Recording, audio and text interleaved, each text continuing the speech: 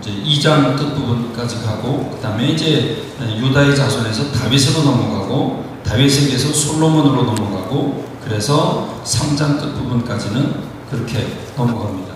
4장부터는 12지파를 골고루 보여주는데, 유다부터 다시 시작을 해서 12지파를 다 보여주고 있어요. 중간에도 말씀드렸지만, 성경을 보다가 족보가 나오면 허리를 바로 세우고 정신을 바짝 차려야 된다. 역사가 뒤집히는 거니까. 역사가 세상이 뒤집히는 그런 일들이 일어나니까 정신을 차려야 된다 그랬는데, 족보가 8장이나 나오니까 이건 보통 허리를 펴야 되는 게 아니죠. 이것 때문이다. 그래서 역사를 뒤집어내는 건데, 자, 이렇게 나오다가 12지파 얘기가 나오다가 갑자기 8장 끝부분에서 기브온의 조상 여엘은, 그리고 누가 얘기가 나오냐면 베냐민 자손들은 이러하더라. 그래서 베냐민 얘기가 나오고요. 9장에서 요 얘기가 끝이고 난 다음에 우리가 포로 생활했다. 여기서 9장 1절에 보면 온 이스라엘이 그 계보대로 계수되어 그들은 이스라엘 왕조실록이 기록되니라. 유다가 범죄함으로 말미암아. 이게 족보에 기록한 목적이죠. 유다가 범죄함으로 말미암아 바벨론으로 사로잡혔다. 지금 돌아오는 사람들은 어떤 사람들이냐면 전부 다 성전과 관련된 분들입니다. 그러니까 제사장, 그 다음에 레위, 이 느디님 사람들은 그 다윗 시대에 성전 관리하는 레위인이 부족해서 특별히 차출한 그 한 민족들인데, 그들까지도 지금 돌아와서 성전을 재건하는데 제일 먼저 왔던 사람들을 쭉 이제 그 얘기를 하면서, 여러분 족보가 다 8장이나 쓰였잖아요. 끝났는데 9장 35절에 보면 갑자기 기브온의 조상 여엘은, 그러고 다시 시작을 해요. 그쵸? 족보는 끝났어요. 끝났는데 다시 시작하는 이유가 뭘까? 여러분 그 끝부분으로 가면 이 족보가 누구냐면 사울의 족보를 얘기해 주는 거죠. 사울의 족보를 얘기하고 10장에 가서 사울 얘기가 나와요. 근데 사울 얘기는 처음부터 끝까지 범죄했다, 실패했다는 얘기가 나와요. 족보의 결론은 이스라엘이, 유대가 범죄해서 그랬다. 근데 범죄의 핵심이 뭐냐? 언약의 줄기를 놓친 거다. 이 줄기를 왜 놓쳤습니까? 사무엘 때에 다른 나라들을 보면서 우리도 마음을 세워달라. 그래서 사무엘이 좀 속상했죠. 화가 났죠. 그래서 하나님께 이건 말도 안 됩니다. 그랬는데 하나님이 놔둬라. 저들이 원하는 걸 어떡하냐? 네, 해줘라. 저들이 해보면 알겠지. 그리고 허락을 해주잖아요. 그래서 이제 보통 사람들보다 어깨 하나가 더 있었던, 그러니까 여러분 키가 한 5cm만 더 커도 대단히 더 커 보이는데 어깨 하나가 더 있었으면 그 키는 장대했을 거라고 보고, 또 사울이라고 하는 사람의 그 행적을 쭉 이렇게 찾아보면 겸손했어요. 자기 부인도 해요. 부끄러워할 줄도 알아요. 그러고 보면 교만하지 않았어요. 그러니까 하나님이 사울이라고 하는 사람을 선택했을 때에는 아주 좋은 사람이죠. 외모도 출중한 사람이고, 그리고 처음에 소 잡아가지고 12개 나눠가지고 이렇게 돌리는 거 보면 결단도 있었던 사람 같아요. 지도력도 있었던 사람 같아요. 그런 괜찮은 사람을 불러줬어요. 사람을 세워달라고 하니까 정말 대단하고 멋진 사람을 세워줘요. 아버지를 섬기고 아버지 걱정하고 뭐 이런 여러 가지 질서 있는 모습들을 보면 상당히 겸손하고 괜찮은 성품, 괜찮은 성품을 가진 사람입니다. 하나님이 괜찮은 사람 준 겁니다.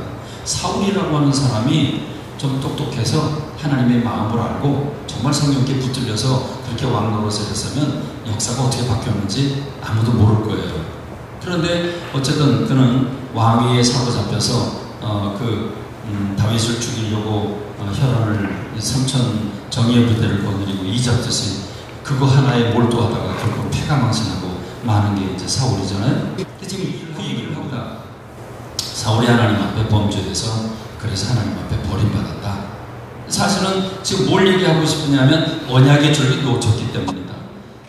사울은 베냐민 지파고 베냐민 지파가 껴들 수 없는 거거든요. 지금 유다 지파 중에 이 언약의 줄기를 타고 내려와야 되는데 이 언약의 줄기가 아닌 뚱딴지같이 갑자기 꼈단 말이죠. 이게 잘못됐다는 거죠.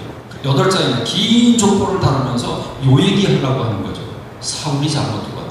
언약의 줄기가 아닌데 들어왔다. 그래서 우리가 이곳에 보내서 이제 다윗이라고 하는 얘기를 잃어버린 줄기를 다시 찾는 거죠.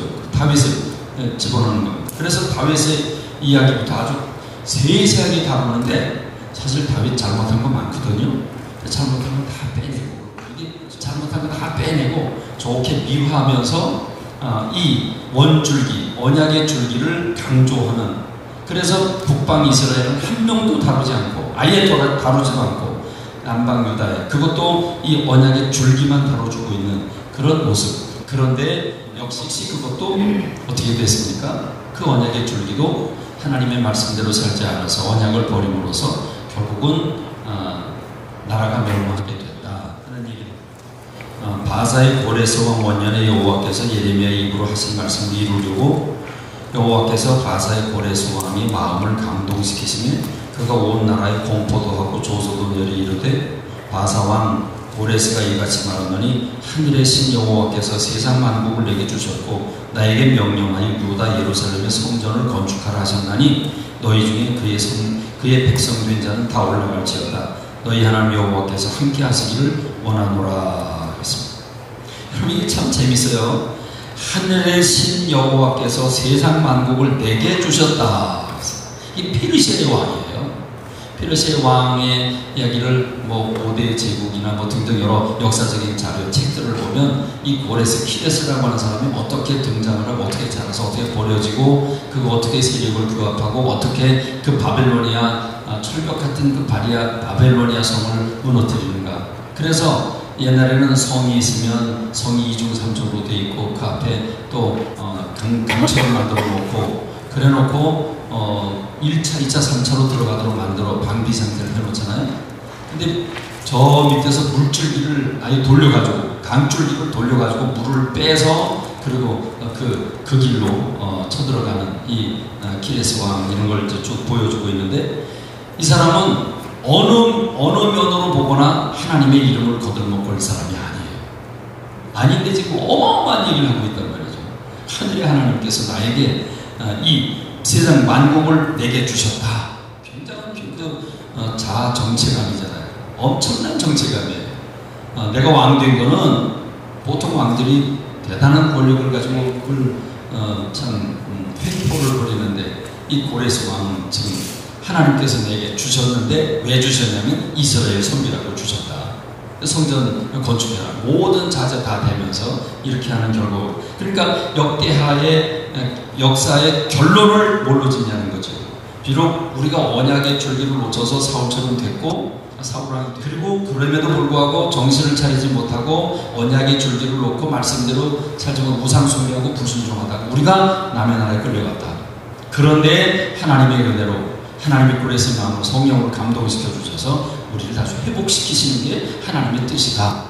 그걸 이게 이 역대상하라는 거죠. 11개 상하가 있음에도 불구하고 역대상하를 또 다뤄줄 필요가 없는데 이 11개 상하는 객관적인 입장에서 평가를 내린 거라고 하면 언약의 관점에서 내린 거라고 하면 역대상하는 매를 맞고 난 다음에 회개하고 돌이켜서 왜 우리가 어디서 무엇을 놓쳤냐. 언약의 줄기를 놓쳤기 때문이다. 이걸 회복하려니까 어떻게 해야 되는가. 그래서 그 줄기를 살리고 하나님의 은혜를 노래하는 게 역대상하다. 솔로몬은 천국 갔을까요? 지옥 갔을까요?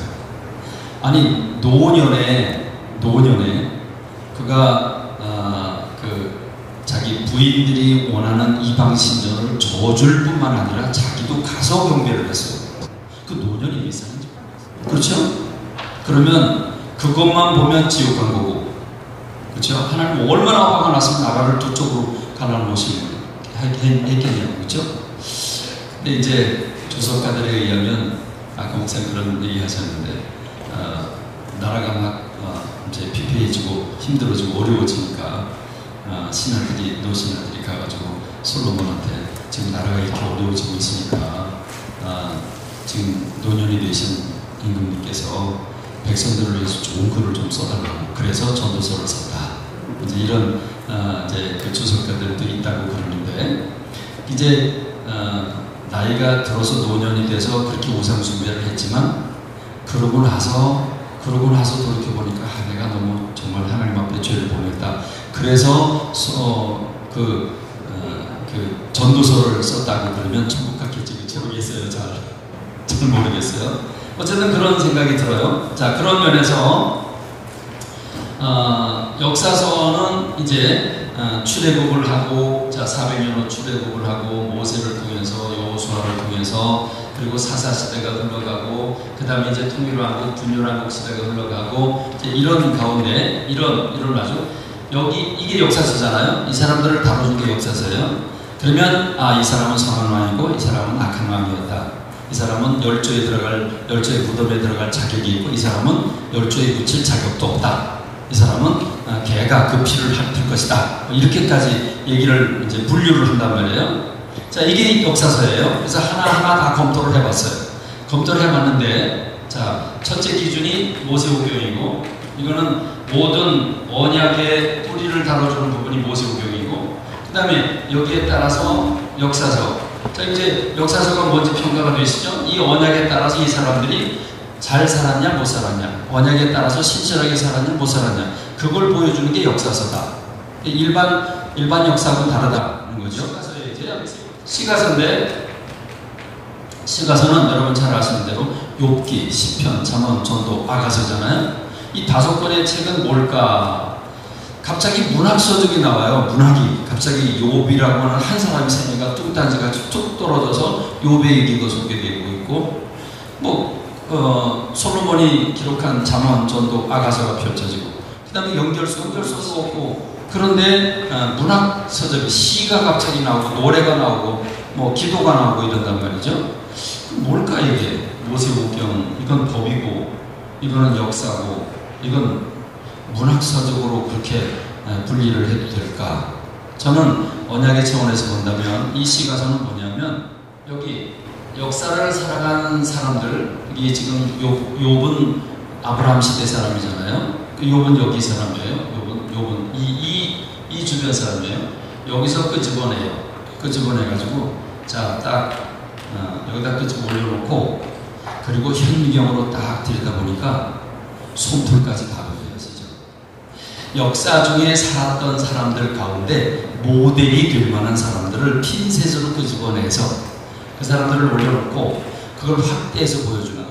그 사람은 그 한 사람 개인 한 사람, 욥이라고 하는 개인 한 사람을 끄집어내서 이 사람은 어디서 살던 어떤 사람인데, 신앙은 이런 신앙을 가지고 있었고, 이 사람에게 이런 고난이 찾아왔는데, 고난이 찾아왔을 때 무슨 말을 했고 어떻게 행동을 해서 결과가 어떻게 됐냐. 모델이 완전 이 역사서하고 중복되는 게 시가서예요. 이 역사서 중에서 이 역사, 많은 사람들이 살아온 사람들 중에서 소수의 모델이 될 만한 사람을 끄집어내서 확대해서 보여준 게 그게 시가서다.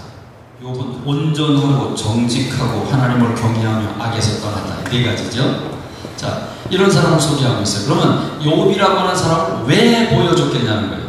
그러면 잘 아시죠? 자, 욥기를 우선 생각하면, 자, 욥기는 한마디로 말하면 고난의 문제를 다루고 있잖아요.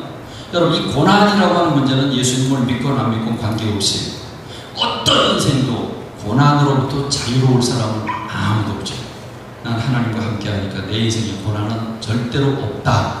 그럴 수는 없죠. 우린 죄성을 가지고 있기 때문에 언제 무너질지 모르고, 언제 약할지 모르고, 돌풀이 걸려서 넘어질지 모르기 때문에 하나님이 보호해 주셔도 하나님이 때로는 유익하기 때문에 허락한 고난도 있을 수 있다는 말이죠. 그래서 고난이 내게 유익이라고 시편 119편 기자가 얘기하는 것처럼, 때로는 고난이 유익할 때 하나님이 의로운 사람이라고 할지라도 일부러 고난을 허락할 수 있고, 이거는 꼭 모세가 왕궁 안에서 대단한 학문을 배우고 대단한 군사 능력을 키우고 그런 사람이 갑자기 광야에 가서 아무것도 보이지 않고 풀이라고 하는 건 노랗게 말라빠진 그 풀들을 찾아다니면서 그 먹이면서 그 말 못하는 양들과 염소들을 키우면서, 여러분 그 모세의 심정이 어떻게 좋겠어요? 여러분, 저 개척하고 얼마 안 되셨거나 또는 목회하면서도 10년 지났는데 부흥도 안 되고 힘들고 어려워하는 분들 아직 40년 채워야 돼요. 얼마 전에도 후배 목사님 찾아와서 하나님 언제 일으켜주시는지 모르겠다. 저도 교회를 개척하고 이제 춘천의 다른 지역에 돌아다니던 그런 여러 집사님들, 목사님 기도 많이 하는 분들이 와서 기도하고, 하나님이 여기 보호가 있는데 보가 있는데, 강이 흐르고 보가 있는데 보 밑에 물이 보여 있잖아요. 물이 많잖아요. 거기서 제가 바켓으로 물고기를 퍼내고 있더래요. 듣기만 해도 좋지요. 지금은 죽을 지경인데 그게 언제 이루어질지 안 보이잖아요. 그분은 기도 응답 받았으니까 얘기해 주니까 좋은 얘기를 주니까 좋긴 좋은데, 그러니까 아멘 그래야 되는데 아멘 그리기보다는 그럼 좋지. 여러분, 이 욥이라고 하는 사람을 통해서 우리에게 보여주는 게 그거 아니겠습니까? 욥을 통해서 고난에 자유로울 사람은 없어요. 그래서 욥만큼 고난 당하는 사람 세상에 못 있겠어요. 제가 신학교 1학년일 때 막 결혼하고 아기를 막 가졌을 때인데, 어머니가 아버지가 먼저 장질부사로 쓰러지셨고, 그다음에 어머니가 혈압으로 또 동시에 쓰러지셨어요. 그 어머니 아버지 뒷바라지 하다가 쓰러지셨어요. 그리고 어머니 결국 그것 때문에 2년 후에 돌아가셨어요. 근데 그렇게 두 분 다 돌아가시고, 가난한 신학생이 돈이 어디 있어요? 1학년 신학교 1학년 다닐 때 돈이 없잖아요. 그래서 결혼한 반지 빼다가 그거 팔아가지고 병원비도 대고, 그리고 춘천에 와서 어머니 그러다가 또 공부하러 또 서울 올라가면서 기차 타고 먼 하늘 쳐다보면서 눈물 질질 흘리고, 내가 욥인가? 왜 하나님 나한테 갑자기 이런 고난을 왜 허락하시는 겁니까? 이렇게 이제 울부짖을 때예요. 신학생 때 너무 가난하고 힘들어서 애 2명 여의도에 초등학생 2명 영어 가르치면서 한 사람에 35,000원 받고, 그거 받아가지고 방세 주고, 그러면 결혼해서 애도 하나 있는데 먹을 게 없어요. 차비도 없어요. 차 타고 갈 돈이 안 되니까 100원짜리도 헤아리고 사니까, 그리고 걸어가면서 또 철야해가지고 사내 자식으로 태어나서 이게 마누라 하나 제대로 건사하지 못하고 애 하나 제대로 먹이지 못하고 이게 뭐 하는 짓인가. 그래서 또 하늘 쳐다보고 울기도 하고 그러잖아요. 그렇죠? 그래요. 교인이 한 7, 80명 될 때, 한 100, 한 몇 명 될 때, 그때 한 45세쯤 되는데 갑자기 이런 마음이 와요. 내가 이 모습으로 그대로 늙어가는 건 아닐까? 부흥하지 못하고 그대로 늙어가는 건 아닐까? 그렇게 은퇴를 하면 내가 어떻게 될까? 그러면서 갑자기 죽음에 대한 죽음에 대한 절망은 아닌데, 하나님이 갑자기 화가 났어요. 하나님한테. 하나님 해도 너무했다. 잘못하면 그냥 몇 때리고 말지. 다리를 불리든지 하지. 꼭 죽이시기까지 할 필요가 있겠나. 그런 생각이 갑자기 들면서 죽음에 대한 생각, 또 내 목회가 고스란히 가가지고 정말 보잘것없는 목회로 내 인생이 끝나는 거 아닐까 하는 불안감, 이런 게 이제 남자의 갱년기가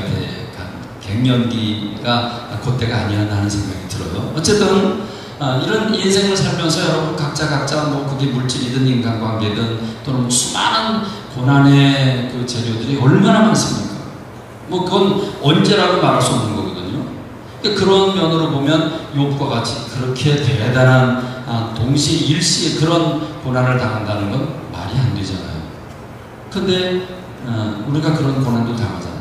그러니까 이 욥을 통해서 이런 고난을, 인생의 문제에 있어서 고난이라는 문제를 뛰어넘을 사람이 없는데 욥을 바라봐